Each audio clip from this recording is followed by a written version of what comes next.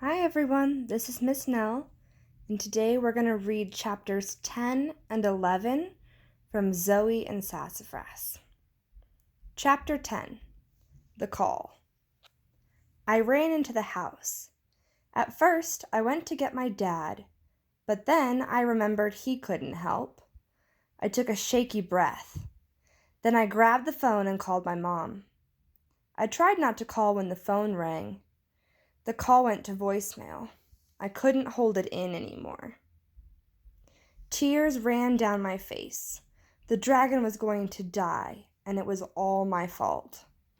My dad came running. "Zoey, what's wrong? Are you hurt?" I wasn't sure what to say that would make sense. Finally, I choked out, "I really need to talk to Mom, but she isn't answering." My dad hugged me and sat down with his arm around me. "You're really missing her, aren't you?" I nodded and tried to stop crying. "She's presenting at the conference right now, so her phone must be turned off. Why don't you leave a message? I'm sure she'll call as soon as the talk is over." "Oh no, Mom's talk! It might be hours before she turned her phone back on, and by then it might be too late." I cried harder.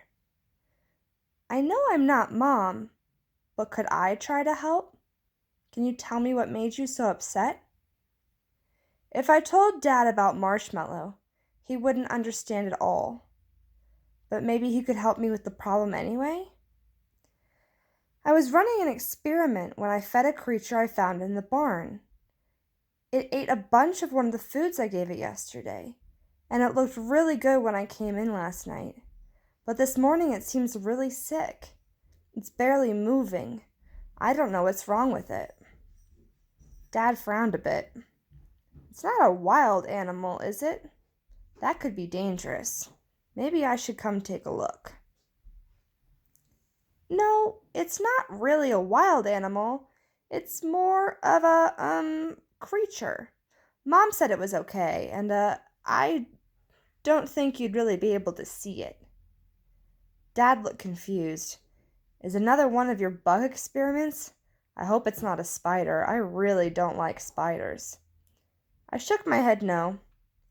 "I'm glad you checked with Mom first." Maybe the food you fed it was a little rough on it.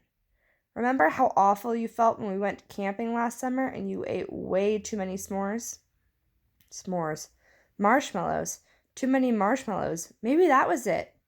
My science experiment showed me what the baby dragon liked to eat, but maybe not what he should eat.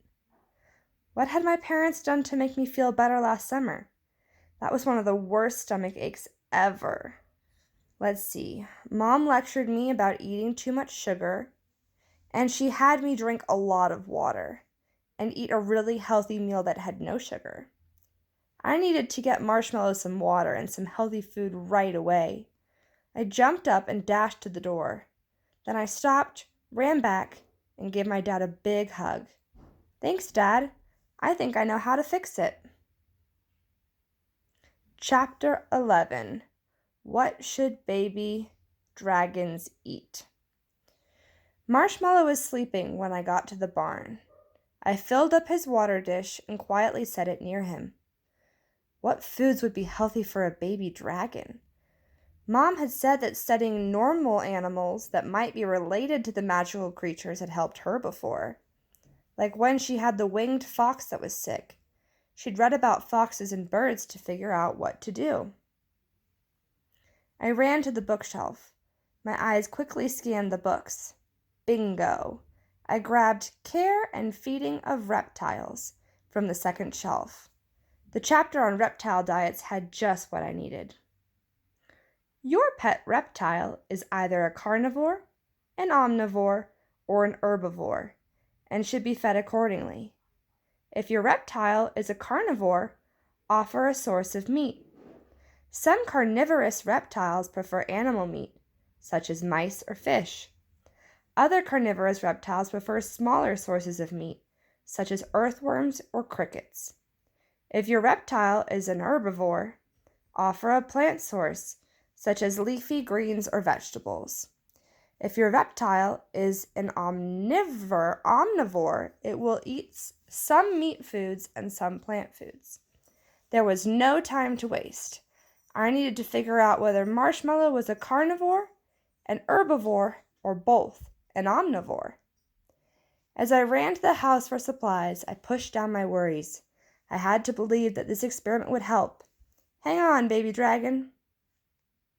All right, so that's the end of chapter 11.